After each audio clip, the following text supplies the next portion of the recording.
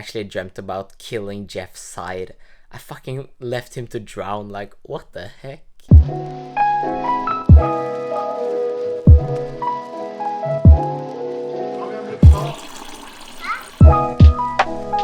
What is good, everyone? It's Magnus Bulkan here, and in today's video we're going to talk about the number one mistake that teenagers make.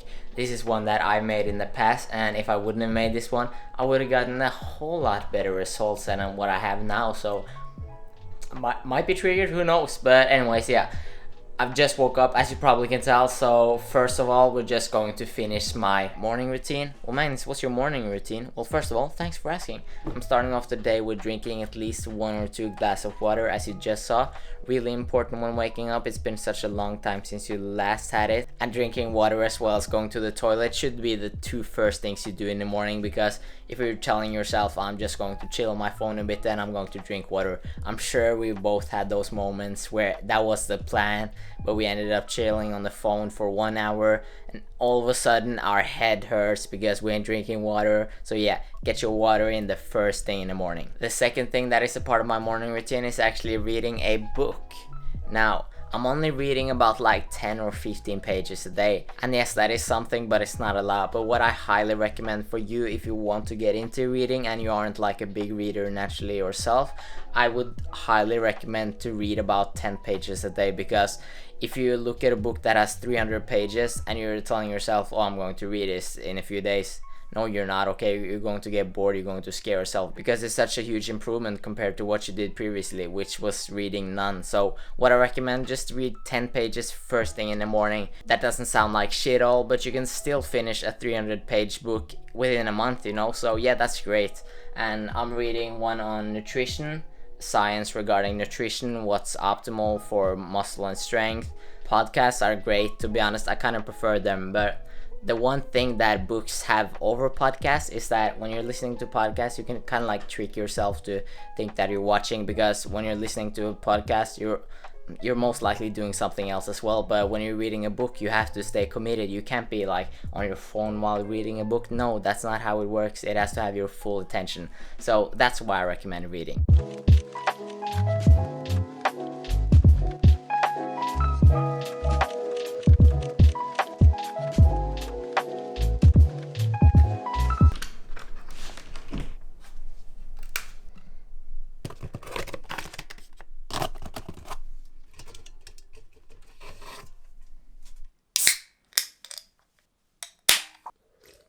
So the stuff you saw me reading was all about protein, how much you should eat in a deficit, in a surplus.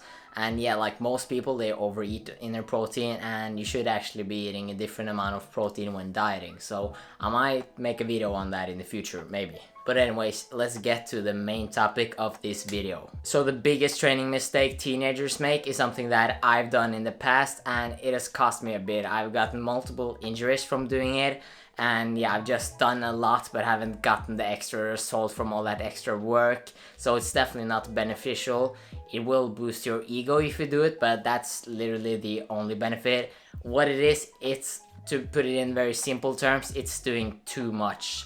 This can either be through volume, weekly sets, how much you do, or it can be from intensity. But mostly it's a combination of both, meaning that you always go ham. You train your muscles 6 to 7 times a week. I'm not saying that you can't train your muscles 6 times a week, but then you have to have lower amount of volume. But if you love it, yeah, you can do it. Do whatever you like to, man. But this doesn't apply to all teenagers though, simply because if you're inconsistent, you're not going to overtrain, so no need to worry. You probably need to do more in that case. But here's the thing, if you are a teenager, you're probably being very consistent, because most people who watch training videos and stuff on YouTube, they are one of the consistent ones. At least me, I'm very good at overtraining, and I've done it a lot in the past simply because I love it, and I didn't quite understand that more isn't always better. And to demonstrate it in simple terms, you're going to see a inverted U graph up on the screen right now. You're going to see that when you're doing more, yes, you're going to see more benefits, more muscle growth, but then you're coming to a certain point that when you're doing more, you're going to see less benefits. Why? Because you're not recovering. Your muscles can't build up because you're always breaking them down. So that's definitely not the smartest way to go about it. I'm going to talk more about this mistake, but as you can see in the title, why specifically does it say teenager and not beginners? Well, obviously it can apply to beginners as well, but like percentage wise, it mostly applies to teens. And why is that? The first main and obvious reason you probably can think of is, in general, teenagers, they have a high ego, okay? They like to show off. Teenagers are dumb, okay? I'm not saying that you're an idiot, but you're just dumber now than you're going to be in 5 years, and that's completely fine. Every single human being is going to be like that. I was way dumber 5 years ago. And the other main reason that this mostly applies to teenagers is because simply, you're going to have more spare time. You're probably just going to school, not doing anything else, probably just hanging out with friends and stuff, you know, the basic stuff. So you probably have a lot of spare time. So you're obsessed with training, you love it, you want to do it every single day, and you have time to do it every single day. That's the dangerous part. So you're probably going to do that, and as long as you're not going balls to the walls and going to failure every single rep and doing 30 sets for every muscle group a week, you're going to be fine as long as you don't do that. So yeah, you can train 6 days a week if you want to, but as long as your volume and intensity is a lot lower. But I would still recommend another split for beginners. But I'm not going to go over that in this video, maybe in a future one. Let me know if you want to know the best splits for beginners, intermediates, advanced, etc. Spoiler, there is no one best split. It all comes down to your goal, training experience, adherence, etc. But as long as you hit your muscle groups 2 to 3 times a week and you let them recover enough, yeah, then you're pretty much having a decent program. I said I'm not going to talk about it in this video, then I just did whatever. What I haven't talked about on this channel is exactly how I started to train. Well, yes, most beginners do a lot of stuff wrong, but I feel like I did like a lot of stuff wrong. Well, first of all, I trained every single day. I worked out for 3 hours. I went to failure for every set. I trained every muscle group, pretty much almost every workout. So I was constantly breaking down my muscle, but I didn't let them recover and grow. And you know, joints, shoulder joints, knee joints, whatever, they also need recovery. So I got a shoulder injury. It was pretty bad when I was like 14 or maybe even 30 when I started to train. I couldn't like bench press or anything for a year. I've just been dumb, so I'm trying to make you not make the same mistakes. And if you are a beginner, a teenager, and you love training, you're probably going to make this. So I'm like serious.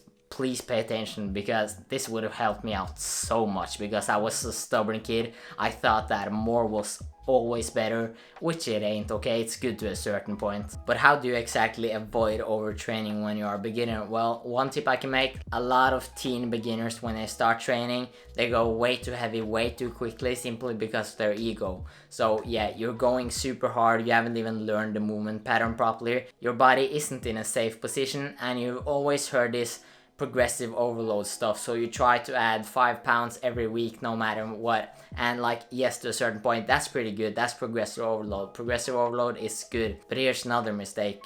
People hear this progressive overload thing and they think that no matter what they have to progressive overload every single week. But you're not going to add 5 pounds on every lift forever, okay? So you have to slow down eventually. And a lot of people, they can't accept that in their mind, so they just try to push it until they can't do the weight. You're going to injure yourself, especially if you don't have the movement pattern down yet. So yeah, just don't focus on progressive overload when you first start off, and once you focus on it, remember that you're not going to progressive overload every single week with 5 pounds forever, okay? That's just a natural lifting career.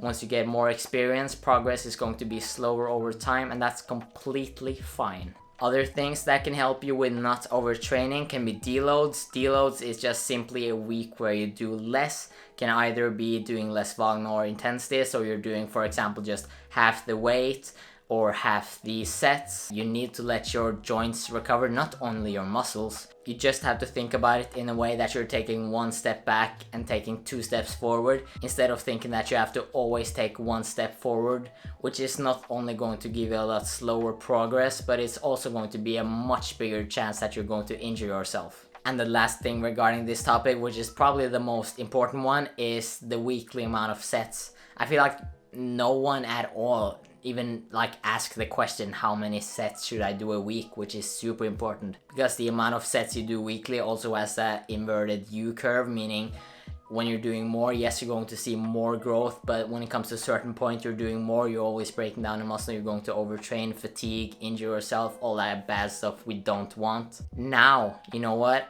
I'm going to finish my pre-workout. Get ready for the last ever home workout you're going to see from me, hopefully in, yeah, like forever.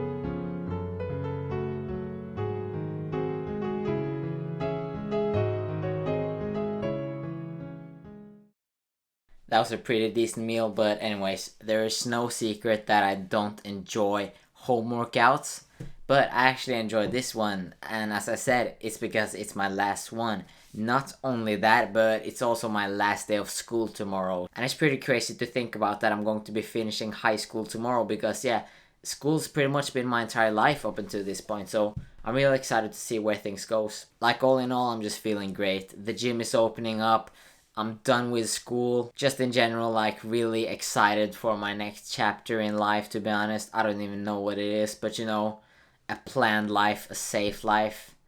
That ain't the fun life. Just so pumped for the gym to open, man. It's on my mind constantly. And like, yeah, it's not good to think about that 24/7, but it's really hard when you love the gym and it's going to open now and it haven't been open for like 3 months in like, yeah, that's never happened before. So yeah, my mind is just going insane right now. But nonetheless, I hope you enjoyed this video. If you liked the video, like the video. And if you didn't like the video, dislike it and tell me what I can improve on in the comment section below.